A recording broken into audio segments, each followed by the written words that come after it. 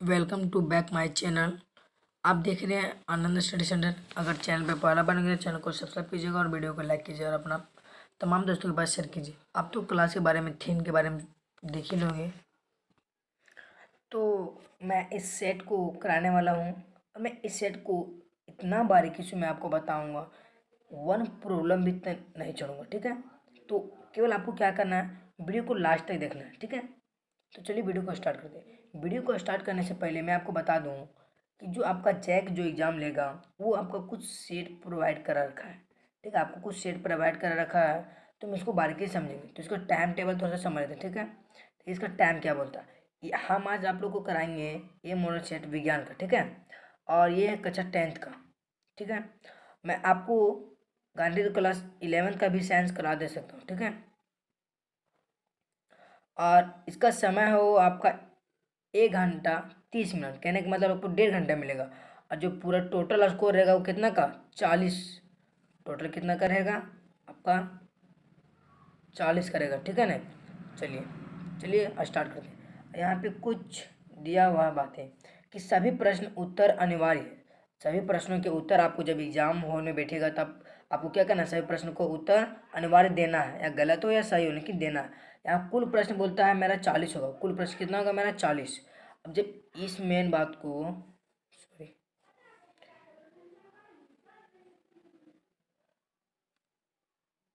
इतना को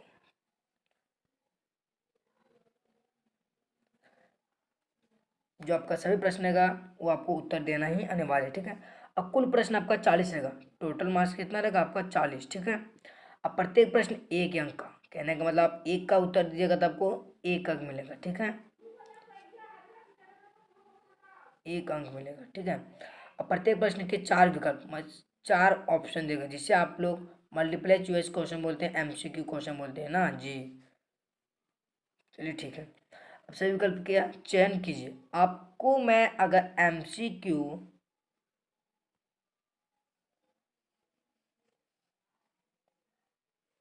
मैं आपको बताऊं कि एमसीक्यू क्वेश्चन को किस तरह लिखना चाहिए या किस तरह बताना चाहिए, तो पहला बात आपको, सबसे पहले आपको क्वेश्चन पढ़ लेना होना अनिवार्य है, 15 मिनट। ठीक है, अब पढ़ने के बाद आपको कौन क्या बनेगा उससे कोई एमसीक्यू क्वेश्चन कोई डिफरेंट नहीं करता है। सब्जेक्टिव रहता तो आप ये कर सकते थे कि सब्जेक्टिव को जो आता था हमको पूरा बेनिफिट से मतलब कंप्लीट आंसर उसे पढ़ा लिखते, इससे मुझे आंसर देने में भी आसान होता। ठीक है, लेकिन हाँ एमसीक्यू क्वेश्चन तो इसमें कोई दिक्कत होने वाली बात नहीं है। तो मैं आपको बता दूं एमसीक्यू क्वेश्चन को देने के लिए सबसे पहले आप क्वेश्चन को, जब आपको वहाँ तो पेपर ढकने, यहाँ तो पेपर ढकने के लिए मोबाइल क्वेश्चन को ढकने के लिए कुछ आवश्यक चीज़ है, लेकिन ज़्यादा ही वीडियो काफ़ी लंबा हो सकता है ना, तो आपको ऑप्शन ढक लेना चाहिए। अब यहाँ यहाँ बोला जैसे मैं दाढ़ी बनाने में किस प्रकार का दर्पण का उपयोग किया जाता है, तो आपको मालूम है कि अवतल दर्पण, तो देखिए अवतल दर्पण है किसी में, हाँ यहाँ पे दबा दीजिए, इस प्रकार हम बोल सकते हैं। चलिए वीडियो को स्टार्ट करते हैं। ठीक है, वीडियो को स्टार्ट तो है ही है, क्वेश्चन पे आते हैं ना। क्वेश्चन मेरा पहला बोलता है कि दाढ़ी बनाने में किस प्रकार के दर्पण का उपयोग किया जाता है। मीन्स जो आपके पिता हो या आप हो, सैलून में जब शेविंग कराते हैं तो किस दर्पण का उपयोग कराते हैं। सपोज दैट मैं आपको आंसर बता दूं तो अवतल दर्पण, किस दर्पण का उपयोग करते हैं, अवतल दर्पण का। क्यों अवतल दर्पण, क्योंकि अवतल दर्पण प्रतिबिंब बड़ा बनाता है। अगर अगर प्रतिबिंब ना, एक अवतल दर्पण ना के उत्तल दर्पण मान लीजिए, कुछ सपोर्ट के लिए उत्तल दर्पण, ठीक है, तो क्या उत्तल दर्पण होगा, नहीं होगा, क्योंकि ये वस्तु वही प्रतिबिंब को छोटा बनाता है, और छोटा बनेगा तो उसको ठीक से देखिए नहीं करेगा, तो आपको इधर उधर काट देगा ना। चलिए हम नेक्स्ट क्वेश्चन बढ़ते हैं।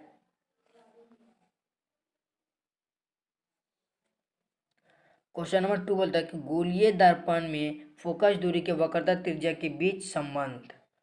तो देखिए गोलीय दर्पण है, अब कोई भी दर्पण हो, गोलीय दर्पण बोला, गोलीय दर्पण कितने प्रकार के, 2 प्रकार के, एक होता है अवतल दर्पण, एक होता है मेरा उत्तल दर्पण। तो ये ना ही मेरा अवतल पूछा ना ही मेरा उत्तल पूछा, केवल पूछा गोलीय दर्पण।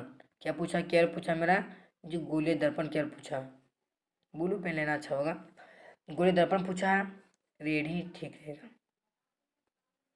तो ये मैं आपको बता दूं इसका आंसर ना ए होगा, और हाँ जब एक बात मैंने बताना भूल गया था शुरुआत में, कि जब एमसीक्यू क्वेश्चन भरिएगा ना, आपको जिस क्वेश्चन का सपोर्टेड आंसर नहीं आ रहा, पहला तो देखना आपको क्वेश्चन को झप के लिखना, अगर उसका आता है सेम है तो मार दो, और जब नहीं आता तो पहले आपको गलत को चूज कीजिए। अब दोनों मान लीजिए 2 को गलत चूज कर दिए, इसका इसका हम गलत चूज कर दिए, ठीक है, ये सपोर्ट ये गलत नहीं होगा, ये सही होगा इस आंसर के लिए। सपोर्ट मैंने ये गलत कर दिया, ठीक है, तो आपको 2 बचा ना जी। मैं नहीं चाहता हूँ कि आपका वीडियो काफ़ी लंबा बने, ठीक है। मैं आपको बता देता हूँ, केवल क्वेश्चन को आपको पहले ऑप्शन को गलत को चूज करना, फिर सही को। देखिए इसका सही आंसर बताता है F/R/2। आपको छोटा दिख रहा है तो मैं ठीक से लिख देता हूँ, ठीक है, R/2 ये होता है, ठीक है, ठीक है, नो प्रॉब्लम। प्रॉब्लम होगा तो कमेंट बॉक्स में या तो चैट सेक्शन में लिखना नहीं भूलिएगा। और आप लोग चैनल को सब्सक्राइब करके रखिए, ठीक है। क्वेश्चन नंबर 3 पे बात करते हैं। क्वेश्चन नंबर 3 पे, प्रकाश के अपवर्तन की क्रिया में कौन सी भौतिक राशि अपवर्तित रहती है? अपवर्तित रहती है। अब देखिएगा, अपवर्तित बच्चे सीधे मार देते हैं, समझे बुझे कुछ भी। अपवर्तित पूछा बिना परिवर्तित नहीं, परिवर्तित नहीं होगी, तो वह है मेरा आवृत्ति। क्या है? आवृत्ति, ठीक है।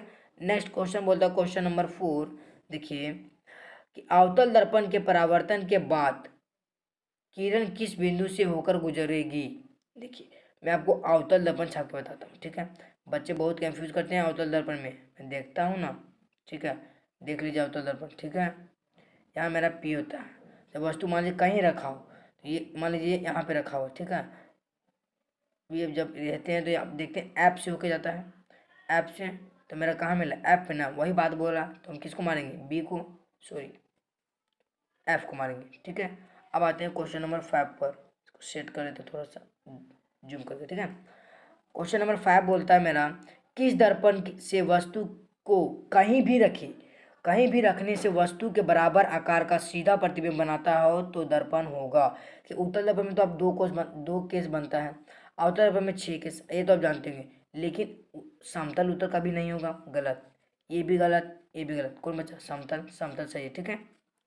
इसका करेक्ट आंसर क्या होगा? समतल, ओके। अब बढ़िए क्वेश्चन नंबर 6 की ओर। ये बच्चा बच्चा बताएगा, जिसे हम बोले चाइल्ड, ठीक है।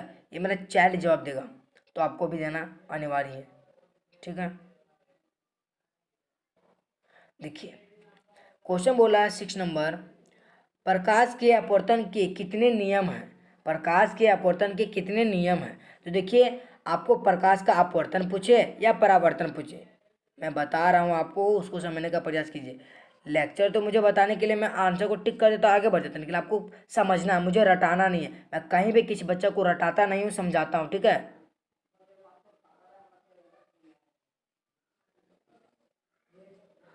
एक होता है परावर्तन, ये कुछ दिख नहीं रहा ठीक से ना, जम नहीं रहा, वो हटा दे सीधे। आपको अपवर्तन बोले या परावर्तन, आपको जब भी प्रकाश का अपवर्तन का नियम बोले या परिवर्तन का, बस आप याद रखिएगा 2। कितना याद रखिएगा? सिंपल सी भाषा में 2 याद रखिएगा, ठीक है। कोई problem? No problem. Question number 7 के लिए बात करते हैं, ठीक है। क्वेश्चन नंबर 7 है मेरा, सॉरी, क्वेश्चन नंबर 7, ठीक है। किसी गोलीय दर्पण की वक्रता त्रिज्या, किसी गोलीय दर्पण की वक्रता त्रिज्या 50 सेंटीमीटर है तो उसकी फोकस दूरी होगी, समझिए इस बात को। देखिए क्वेश्चन नंबर 7, ठीक है। किसी गोलीय दर्पण की वक्रता त्रिज्या, किसी गोलीय दर्पण की वक्रता त्रिज्या 50 सेंटीमीटर है। वक्रता त्रिज्या कहने का मतलब आर दिया मैं कितना? 50 सेंटीमीटर। तो उसकी फोकस दूरी हमको क्या ज्ञात करना है? एफ। तो मैं आपको बताया था ऊपर में एक फॉर्मूला, एफ बराबर R/2, पता नहीं बताते जी।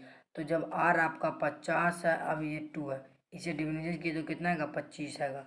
तो मैं इस प्रकार बोल सकता हूँ कि जो इसका आंसर होगा, कितना होगा? 25, ठीक है। कोई प्रॉब्लम? No problem. अब क्वेश्चन नंबर 8, 1 मीटर फोकस दूरी वाले उत्तल लेंस की क्षमता होगी, उत्तल लेंस वाले की क्षमता होगी, ठीक है। देखिए बोलते 1 मीटर फोकस दूरी, तो एफ कितना मेरा? 1 मीटर, ओके। फोकस दूरी उत्तल लेंस की क्षमता होगी, कहना मतलब पी। तो मैं जानते हैं फॉर्मूला, पी बराबर 1/एफ। तो एफ का 1 है, ये 1 1, तो देखिए 1, अब ये डी लिखाएगा, जम नहीं रहा, ये 1 डी लिखाएगा। वाइट में ब्लैक रेड ही बहुत दूर से दिख जाता है, तो आपको लोग को भी दिखने में कुछ प्रॉब्लम होता होगा ग्रीन से, इसलिए मैंने रेड कलर चूज किया। ठीक है, मैं बता रहा हूँ 1 मीटर फोकस दूरी वाले उत्तर लेंस की क्षमता होगी, बताइए। 2 डायप्टर। 2 डायप्टर नो, क्योंकि मैं लाया 1 डायप्टर, तो मैं देख रहा था 1 डायप्टर रफ में देखा था, इसका सही आंसर क्या होगा? 1 डायप्टर। क्वेश्चन नंबर 9 के लिए बता दूं, किसी उत्तर लेंस की फोकस दूरी हमेशा होगी, उत्तर लेंस, देखिए उत्तर, सॉरी,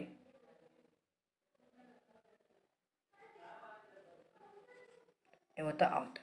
उत्तर लेंस की फोकस दूरी हमेशा प्लस में, इसका माइनस में। जब मैं पावर करूंगा उत्तर, तो इसका डायप्टर प्लस में, इसका माइनस में। अब मैं आपको बता दूं फॉर्मूला आपको मिलेगा कुछ, कि लेंस का क्षमता, लेंस का एसआई मात्रक, लेंस का एसआई मात्रक होता है मेरा डायप्टर। क्या होता है? डायप्टर, जिसे हम डी से निगेट करते हैं। क्या जी करते हैं? डी से निगेट करते हैं। ठीक है, तो मैं क्वेश्चन बनाने का आंसर बता दूं। देखिए मैं आपको बारीकी से समझाते जा रहा हूँ, पॉजिटिव होता है। ठीक है, प्रकाश का वेग न्यूनतम होता है, प्रकाश का वेग न्यूनतम होता है। क्या बोला? न्यूनतम। बात को समझिए, न्यूनतम बोला, इसको भी समझाना पड़ेगा, क्या समझाते हैं। ठीक है,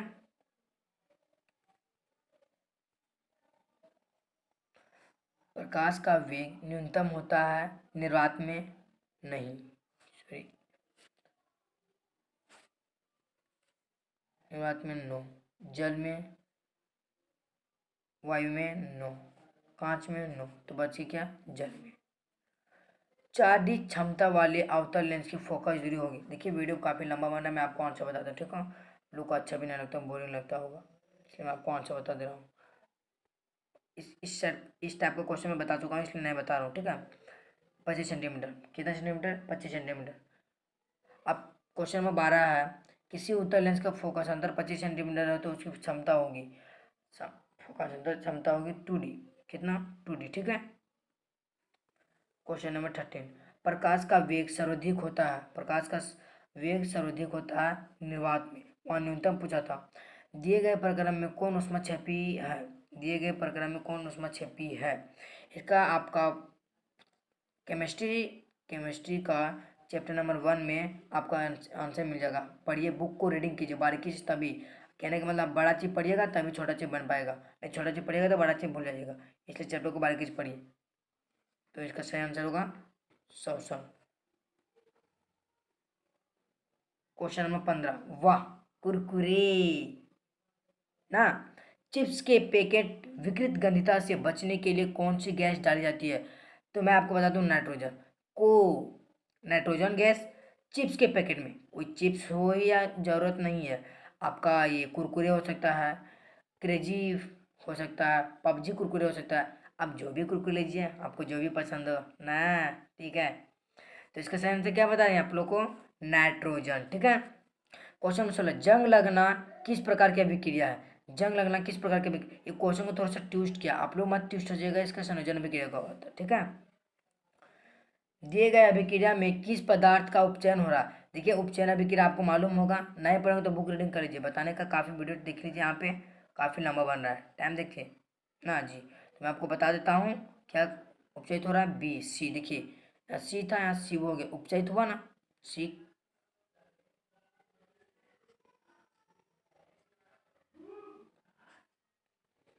दिए गए कौन सा रासायनिक समीकरण संतुलित है? संतुलित रासायनिक समीकरण आपको नहीं आता होगा तो बोलिए, मैं एक वीडियो सेपरेट बना दूंगा। ठीक है, मैं इसका परमाणु संख्या द्रव्यमान संख्या मिला चुका हूँ, इसका ऑप्शन नंबर ए सही आंसर है। ठीक है, बढ़िए, क्वेश्चन नंबर 90 और 19 में दिए गए चित्र में कौन सी अभिक्रिया हो रही है?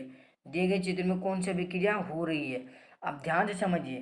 ठीक है, देखिए पीबी, सॉरी मैं इस क्वेश्चन को समझा ही देता हूँ। ठीक है, संयोजन अभिक्रिया नहीं होगा, वियोजन अभिक्रिया नहीं होगा, ऊष्माक्षेपी अभिक्रिया, विस्थापन अभिक्रिया। बात रही ऊष्माक्षेपी और ऊष्माक्षेपी अभिक्रिया और विस्थापन अभिक्रिया मैंने, तो मैं आपको बता दूं इसका सही आंसर होगा विस्थापन अभिक्रिया, क्योंकि एक दूसरे को देखिए PbCl2 को विस्थापित कर रहा है, Cu Cl2 को विस्थापित कर रहा है ना। देखिए इसका सही आंसर ठीक है।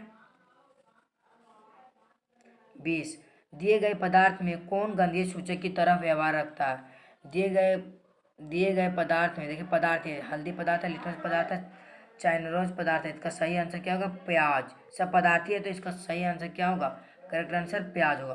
क्वेश्चन नंबर 21 में हड्डियों को जोड़ने के लिए डॉक्टर किस लवण का प्रयोग करते हैं। बहुत बच्चा लोग क्रिकेट खेल रहे हैं आजकल, हड्डी मत तोड़ दीजिएगा ना, डॉक्टर पर जाना पड़ेगा और CaSO4 इंटू हाफ 2H2O का प्लास्टर ऑफ पेरिस लगाना पड़ेगा। तो मैं आपको आंसर बता दिया हूँ, कमेंट बॉक्स में जरूर दीजिएगा ताकि मैं आपको फिर भी बता देता हूँ। डॉट को नहीं छोड़ूंगा, मैं डॉट को क्लियर करता हूँ समझा के, ठीक है। मैं आपको बोला अभी CaSO4 इंटू हाफ H2O, तो ये ऑप्शन नंबर डी में, तो ये सही आंसर, ठीक है। व्यंजक चिन्ह का सूत्र होता है, देखिए व्यंजक चिन्ह का सूत्र होता है, आप कहीं भूल जाइए, आप यहाँ हैं यहाँ भूल जाइए ये चलेगा, लेकिन ये व्यंजक चिन्ह नहीं भूलेगा दादा, ठीक है। CaOCl2, ठीक है। कमेंट बॉक्स में लिखते जाइएगा, मैं आप ही का कमेंट पे पढ़ता हूँ, ठीक है। इस चित्र में कौन अभिक्रिया हो रही है, देखिए मैं आपको जूम करके बता देता हूँ, ठीक है। देखिए यहाँ पे एक प्लास्टिक लिया गया, एक हाइड्रोजन लिया गया, एक जल लिया गया, एक जल, दो जल लिया गया ना, एक जल है एक दूसरा जल है, एक रबड़ लिया, रबड़ डाट लिया, एक कैथोन लिया, एक यहाँ बैटरी भी लिया गया। क्या लिया गया, बैटरी भी लिया हुआ। इसको मैं थोड़ा सा अपना हिसाब से जूम कर देता हूँ, ये कुछ इस प्रकार से जूम नहीं हुआ, अब परफेक्ट जूम हो गया ना। देखिए आप देखे होंगे तो वियोजन अभिक्रिया विद्युत है और कुछ और प्रक्रिया वियोजन अभिक्रिया। टमाटर में कौन सा अम्ल पाया था, कमेंट में बोलिएगा। गर्ल, गर्ल बहुत टमाटर काटती है तुम लोग, चलो बताओ इसका आंसर। मैं आपको डाउट को क्लियर करने वाला हूँ, मैं फिर भी आपको आंसर बता दूँ, पहले आप कमेंट बॉक्स में दीजिए दीजिए। अभी तक एक बच्चा भी कमेंट नहीं किया, बात मत कीजिएगा, अभी कहना कर लीजिए, ठीक है।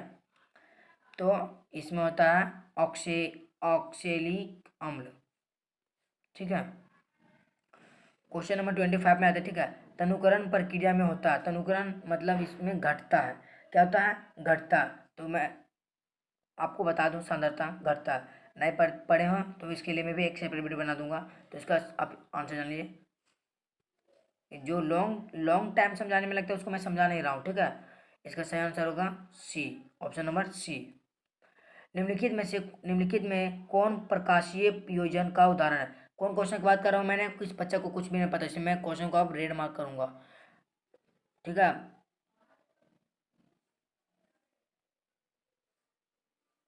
निम्नलिखित में कौन प्रकाशीय वियोजन का उदाहरण है, इसके लिए भी सेपरेट ऑप्शन नंबर ये करेक्ट आंसर। इसको जरा इधर ला लेता हूँ सेपरेट रहने के, ठीक है, ठीक है। क्वेश्चन नंबर 27 में ये मैंने आपको बताया हूँ चाइल्ड, ये बताया हूँ ये बताया हूँ ना। तो 27 का एक बच्चा बताएगा, आप इसे क्लास 6 से पढ़ते आएंगे। बताइए अमीबा अपने किस अंग से भोजन प्राप्त करते हैं। तो चाइल्ड है ना, चाइल्ड का बात किए तो इसका सही आंसर होगा कुटपाथ से। कुछ चिल्ला रहे हैं लोग, ठीक है, क्लास डिस्टर्ब होगा।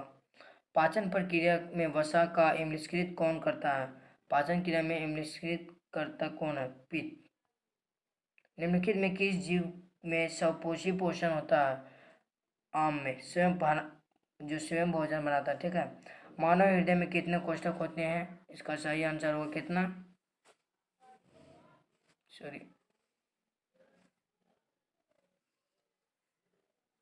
हुआ ना, पेन आ गया ना मेरे पास जी, 4, ठीक है।